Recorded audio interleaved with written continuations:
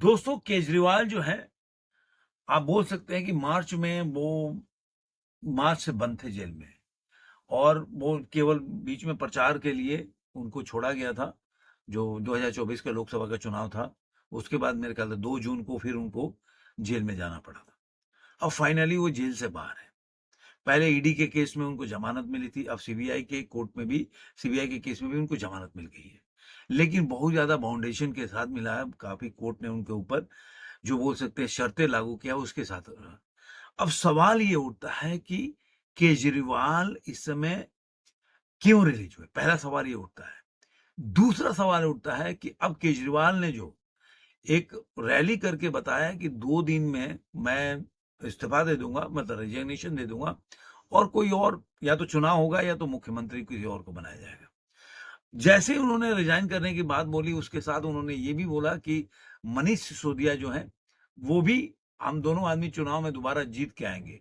मतलब मनीष सिसोदिया भी सीएम नहीं बनने जा रहे हैं। तो कहने का मतलब है कि अब 2 दिन के बाद केजरीवाल रिज़ाइन कर देंगे, तो अब दिल्ली का सीएम जो 5-6 महीने जो भी एक पीरियड बचा हुआ है, तो वो कौन सीएम बनेगा?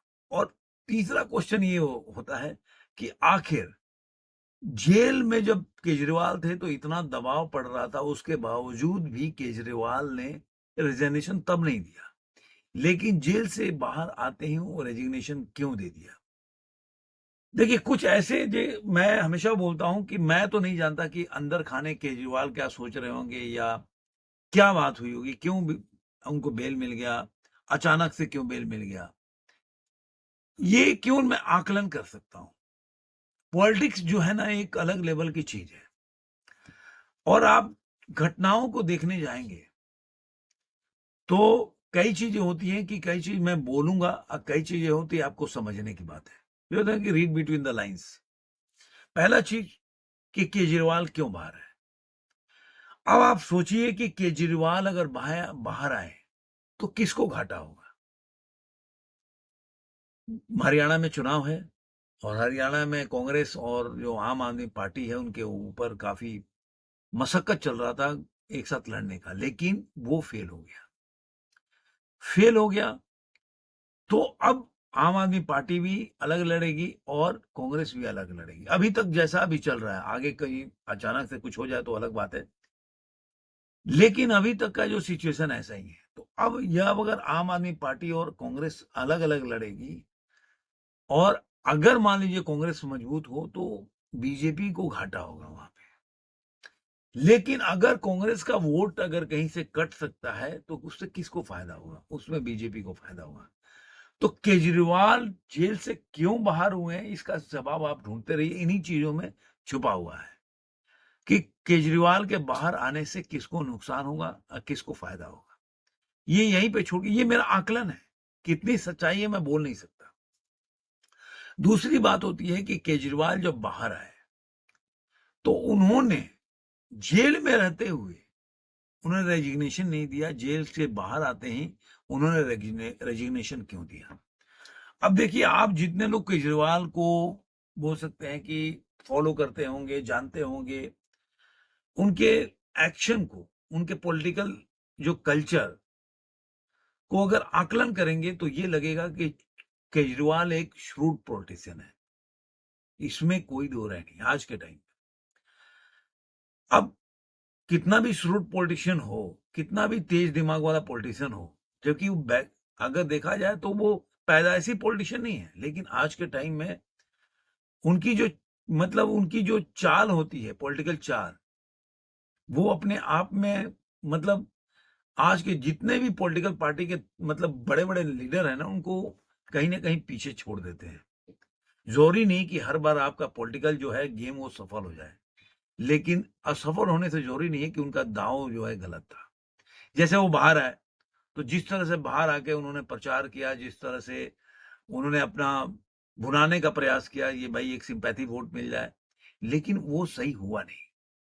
जैसा कि मैं पहले भी वीडियो में बताया था कि मैं तो मैं जब महाराष्ट्र का और उत्तर प्रदेश का भी जब आकलन किया था, तो मैंने मेरा वहाँ आकलन थोड़ा गलत हो गया था।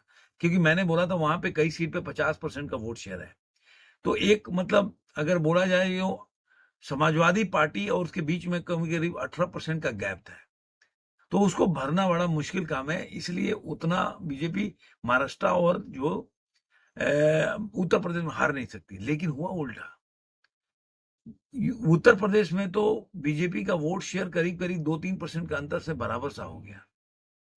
इसलिए बोल सकते हैं कि बीजेपी की इतनी करारी जो बोल सकते हैं, हार नहीं बोलेंगे, झटका, जो करारा झटका जो मिला उत्तर प्रदेश में। महाराष्ट्र में वोट शेयर में कहीं 1% का गिरावट हुआ, लेकिन वहां भी झटका मिला। अब ये लेकिन जो मेरी कही हुई बात है, वो सफल हुआ दिल्ली में। आप दिल्ली का जो अगर देखेंगे असेंबली 2019 का इलेक्शन, तो वहां पे बीजेपी की जो वोट शेयर था वो 55-56% के आसपास था। और दोनों लोग मिला के अगर कांग्रेस का देखा जाए, कांग्रेस का 18% था और आम आदमी पार्टी का 24% का वोट शेयर था। तो उस समय भी था, आज भी ऐसे ही है। जो है 24 का चुनाव हुआ, तो दोनों को अगर मिला भी देंगे आप, तो आपको मतलब 42-44% से ज्यादा ऊपर नहीं जाती। तो कब तभी 12-14% का गैप है। इसलिए बीजेपी जो है दिल्ली में जीत गई। उतने गैप को लोग भर नहीं पाए, जो उत्तर प्रदेश और महाराष्ट्र में जो हो पाया, वो यहाँ पे नहीं हो पाया। अब यहाँ पे लेकिन एक सीख मिला केजरीवाल को कि वो सिंपैथी जो चाहते थे जेल से आके, वो उनको मिला नहीं। और अगर रिजाइन भी नहीं करेंगे तो किसी तरह 5-6 महीने के अंदर दिल्ली में चुनाव होगा ही होगा। तो आखिर अगर वो दिल्ली में इस बार जब चुनाव लड़ने जाएंगे, तो कौन से मुंह से जाके जनता से वोट मांगेंगे? काम तो उन्होंने कुछ किया नहीं है। उस पे एक अलग बहस हो सकता है कि कितना काम किया, कितना स्कूल बनवाया, कितना क्या किया, वो सब आपको मोहल्ला क्लिनिक में क्या स्थिति है, वो अलग विषय, उसमें अलग डिबेट हो सकता है। लेकिन आपको उसकी स्थिति पता है कि उसमें मोहल्ला क्लिनिक की स्थिति क्या है या उनका काम का क्या स्थिति है। हम बात कर रहे हैं नैरेटिव पे। अब नैरेटिव के हिसाब से वो कोई काम तो हुआ नहीं, लेकिन एक जो यमुना का भी है कि यमुना 2025 तक साफ कर देंगे, तो वो भी, ये सब शामिल है उसमें। लेकिन उनका जो इमेज था, जो एक बोलते हैं ना कि एक स्वच्छ छवि का इमेज था, कि एक बताया जाता था कि वो खुद बोलते थे कि अगर किसी पे आरोप लगे तभी रिजाइन कर देना। तो वो उनके इमेज को बहुत धक्का लगा, क्योंकि वो जेल में रह के भी वो सीएम के पोस्ट को छोड़ने को तैयार नहीं थे। तो अब क्या हुआ कि जो उनके इमेज को बहुत बड़ा इमेज को धक्का लगा। तो अब इमेज को धक्का लगा, 6 महीने के बाद अगर चुनाव में जाएंगे, अगर बाहर से निकलने के बाद, तो कौन सा मुंह लेके जाएंगे? एक तो हारा हुआ बोलेंगे कि भाई हार गए हो, और दूसरा उनकी इमेज है ही नहीं वैसी जो 2019 के पहले थी। उनके हर मंत्री पे आरोप लगे और हर विभाग पे घोटाले का आरोप है, कोई भी विभाग उठा लीजिए। तो आखिर वहां पे अब जब 2024 की लोकसभा में सिंपैथी नहीं मिली, तो अब कौन सा सिंपैथी लेंगे? सिंपैथी लेने के लिए तो बोल नहीं सकते कि मैंने तो आरोप लगते ही या जेल में जाते ही मैंने गद्दी छोड़ दी, ऐसा तो हुआ नहीं। तो अब अंत में उनके पास जब वो सोचे कि 5-6 महीना बचा है, तो क्या मुंह लेकर वो जनता के बीच जाएंगे? तो एक फेस सेविंग होता है कि देखो, मैंने 5-6 महीना रहते हुए मैंने गद्दी छोड़ दिया। मैं चाहता तो 6 महीना और शासन को चला सकता था, लेकिन वो जानते हैं कि उनके पास अब वो पावर नहीं है, ना मंत्रालय जा सकते हैं, ना फाइलों पे साइन कर सकते हैं, कुछ नहीं कर सकते। तो वो अगर जो चाहे कि 5-6 महीने में कोई कार्य कर दें, जैसे कि मान लीजिए कोई ऐसा लाभ पहुंचाने वाला कार्य, जिससे कि आजकल देख रहे हैं कि फ्रीबीज का बहुत ज्यादा फैशन चल गया है, तो उस तरह का कोई स्टेप लें जिसकी बोल रहे इनिशियली उस पे इफेक्ट पड़े, वोटर्स के दिमाग पे पड़े। जैसे मान लीजिए 1000 रुपया लोगों को और बेरोजगारों को देना, इस तरह के कुछ ऐसे लेकर आए, तो वो कर नहीं सकते, वो साइन नहीं कर सकते।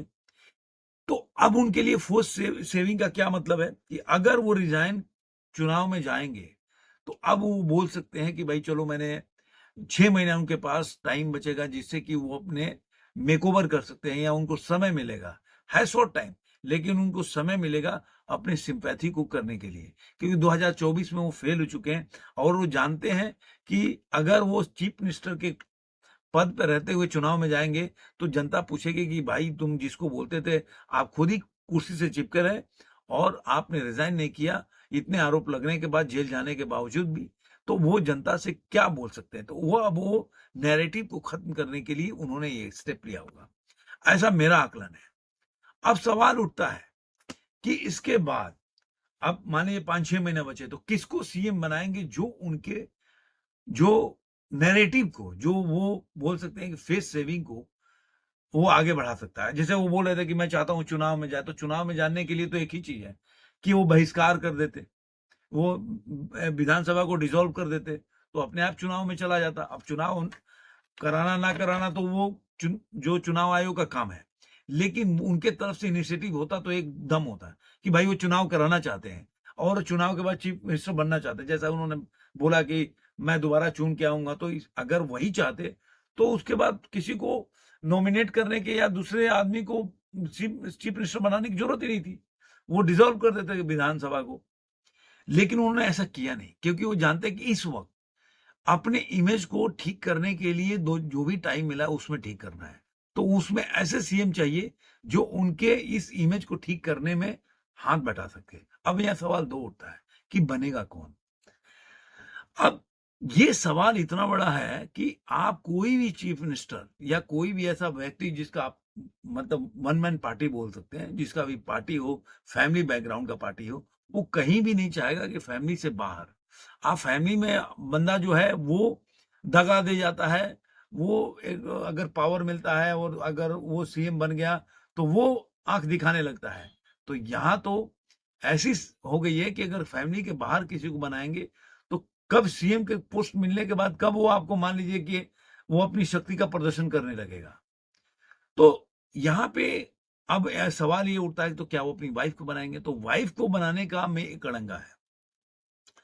कानून ये बोलता है कि कोई भी व्यक्ति अगर वो विधानसभा का सदस्य नहीं है तो सीएम तो बन सकता है, मंत्री भी बन सकता है, लेकिन कोई सीट खाली होना चाहिए, चाहे विधान परिषद का हो या विधानसभा का, जिससे कि वो चुन के आ सके। लेकिन विधानसभा में ऐसा कोई भी सीट खाली नहीं है जहां से केजरीवाल की अगर वाइफ को देखा जाए तो वो जीत के आ सकती है।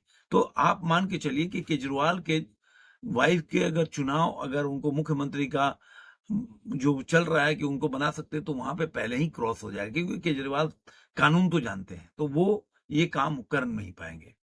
अब सवाल उठता है कि लेकिन दूसरा आदमी बनेगा कौन? अब उनकी वाइफ नहीं तो कौन?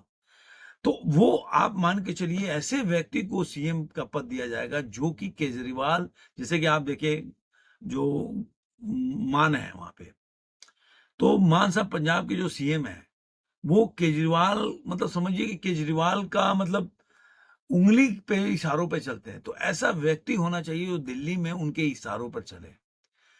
अब इसमें अलग-अलग लोगों का नाम आ रहा है। अब आप देख सकते हैं, आप खुद आकलन करिए, जो ऐसा कौन-सा व्यक्ति होगा, अगर उसकी वाइफ नहीं बन सकती, तो ऐसा कौन-सा व्यक्ति होगा जो केजरीवाल के इशारे पर चल सकता हो और जो उनके नैरेटिव को सेट कर सकता हो? आपको जवाब मिल जाएगा, आपको 2-4 लोग मिलेंगे।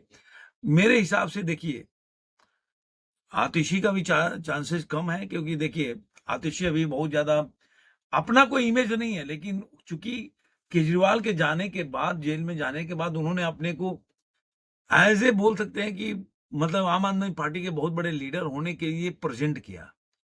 तो अब जोखिम उठाना होगा केजरीवाल को अगर उनको सीएम बनना है।